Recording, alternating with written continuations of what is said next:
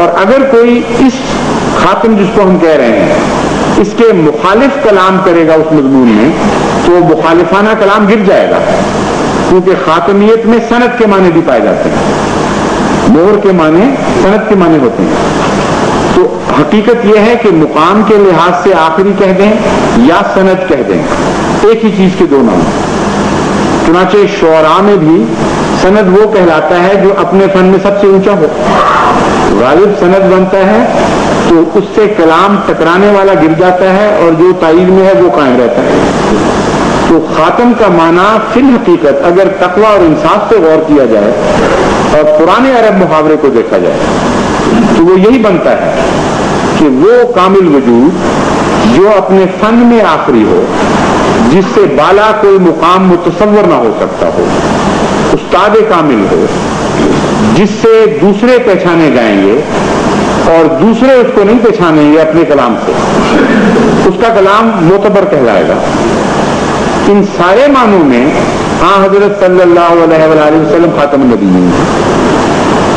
ایک اور معنی ہے خاتم کا زینت، اور وہ انگوٹھی سے بنا ہے۔ انگوٹھی زینت بنتی ہے انگلی کی اور ہاتھ کی۔ دلہن کو انگوٹھی پہناتے ہیں، جب انگوٹھی کے بغیر دلہن دیکھیں تو جس کو پنجابی میں کہتے ہیں بچا بچا، بے رونق سا ہاتھ دکھائی دے گا۔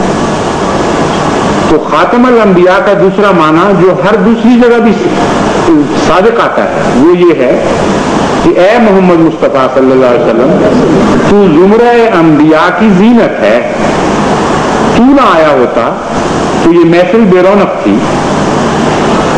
سارے نبی آ گئے، اس کے باوجود اس محفل کی زینت تو ہے، تیرے آنے سے انبیاء کے زمرے پر رونق آ گئی۔ اور یہ معنی بھی ہر دوسری جگہ ٹھیک بیٹھتا ہے، یعنی حضرت علی کو فرما رہے ہیں کہ زمرہ اولیاء کی زینت بن گیا تھا۔ اور جب طبیب اطباء کی اصطلاح میں بات کرتے ہیں تو کہتے ہیں ابو علی سینا اطباء کی زینت ہے، اطباء کی سند ہے، ان میں سب سے اشرف ہے، سب سے اعلیٰ ہے۔ اگر یہ معنی آپ نہ کریں اور زمانے پر زور دیں تو فضیلت ختم ہو جاتی ہے۔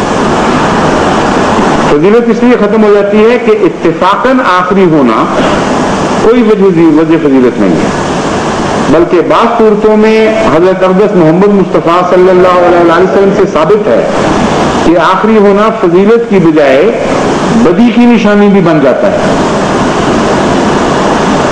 آخری ہونا کوئی فضیلت نہیں، چنانچہ آپ فرماتے ہیں کہ آخری انسان جو ہوں گے جن پر قیامت ٹوٹے گی وہ اشرار الناس ہوں گے۔ زمانے کے لحاظ سے سب سے آخری انسان جو دنیا میں موجود ہوگا